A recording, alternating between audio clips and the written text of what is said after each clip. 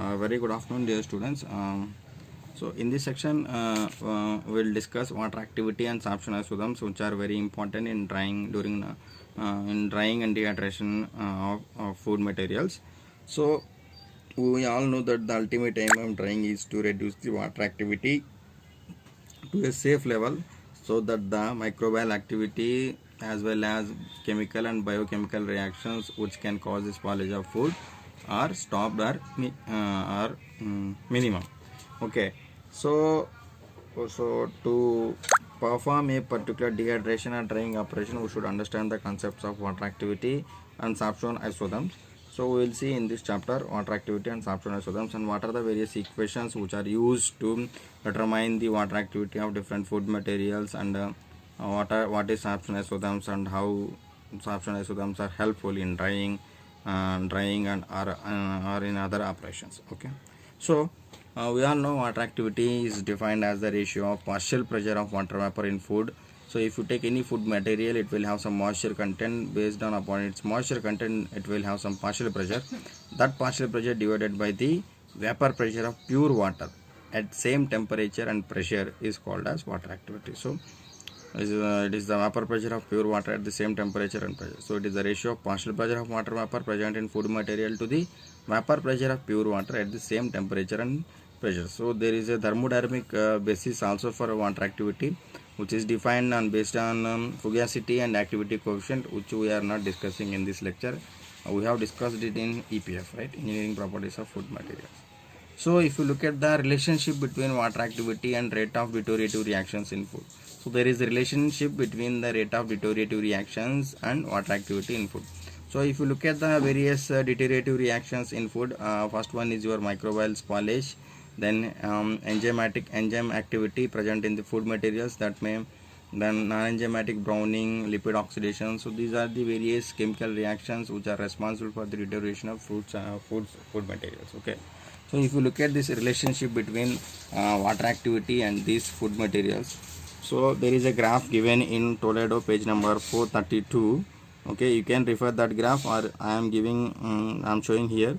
So if you look at that, bacterial activity is inhibited at a water activity around 0.8, yeast activity around 0.7 and 0.8 here, and then mold activity is prevented at 0.7, below 0.7 water activity. So if you maintain at a water activity 0.7, most of the bacterial spoilage can be prevented, right? If you maintain water activity around 0.3, you can also prevent enzyme activity, because enzymes are proteins, they also require some water to perform their functions. Okay, so non-enzymatic browning around 0.2 water activity, and lipid oxidation is so this chart is very important for any food technologist to understand the relationship between the water activity and the rate of deteriorative reactions of food materials. Okay, so the based on this, we should attain around 0.3 water activity to maintain or to increase the shelf life of food materials. Okay, so to achieve this, first we should be able to measure the water activity of food materials, right? So for that purpose, for solutions like water activity, there are different equations are used, different instruments are also used to determine the water activity. So we are not going to discuss the different instruments which are used to determine the water activity. We are going to discuss the various equations, empirical equations which are used to determine the water activity. So this water activity of high moisture solutions can be determined in different way, and low moisture foods can be determined in different way. So we will see water activity of high moisture foods. Why high moisture foods is high moisture foods means foods containing around 70-80, more than 80% of moisture content. So in that case, you can consider water as a one component, that is solvent, and other solids can be considered as a one component. So in that case, you can use the relations that are used in solutions, in case of solution. Okay, so one of the relations used in case of solutions is your Raoult's law, which states that partial pressure is directly proportional to the mole fraction. Okay, so P is the partial pressure, whereas P naught is your partial vapor pressure of the pure component, xw is mole fraction. So if you apply this for water only, so xw is the mole fraction of the water, p naught is the vapor pressure of the pure water, p is the partial pressure of the water in a solution. Okay, in a solution, right?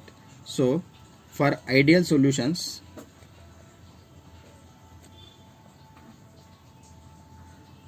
we know p by p naught is nothing but, from this you can deduce that p by p naught is equals to xw.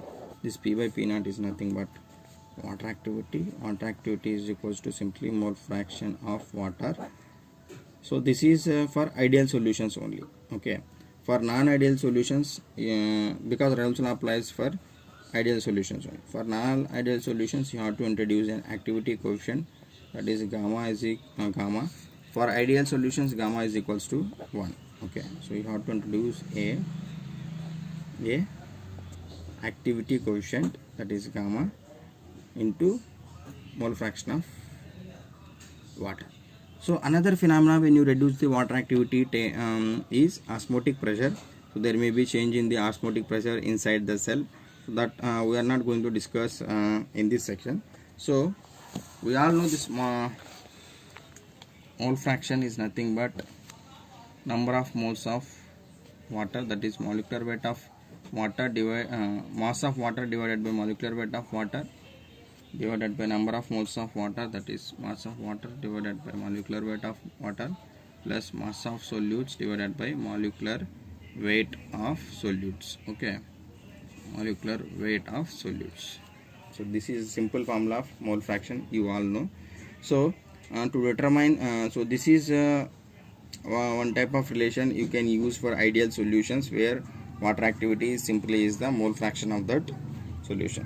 Narish also has there are other scientists who have developed some equations. If you look at Narish equation,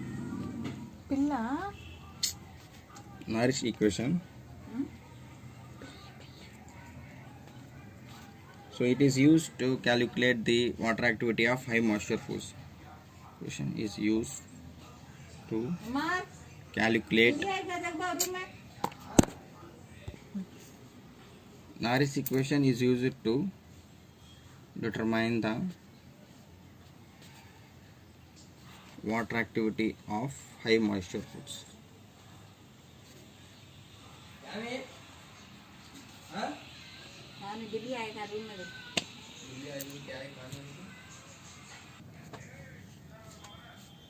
Okay, high moisture foods. So log water activity by mole fraction of water is equals to minus k into 1 minus axw, that is mole fraction of water whole square. So this is the equation given by Narish to determine the water activity in high moisture foods. So this can be used in case of mole fraction, simply can be used in case of solutions. Okay, now we will solve a simple problem. Calculate water activity of 50% sucrose solution.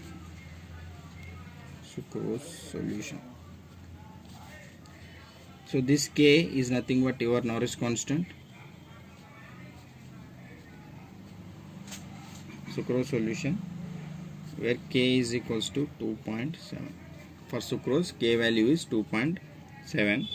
So first we have to calculate the molecular weight, that is mole fraction, mole fraction is equals to molecular weight of water by 18 divided by molecular weight of 18 plus molecular weight of solids by mass of solids by molecular weight of solids.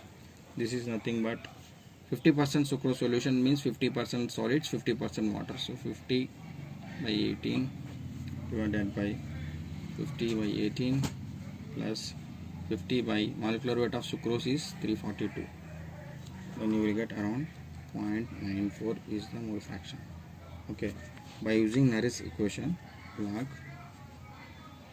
AW by XW minus K into 1 minus XW whole square, you can calculate water activity. You can substitute the values, that is log AW what you have to measure, XW is 0.94, that is water activity, minus K is 2.7 into 1 minus 0.94 whole square.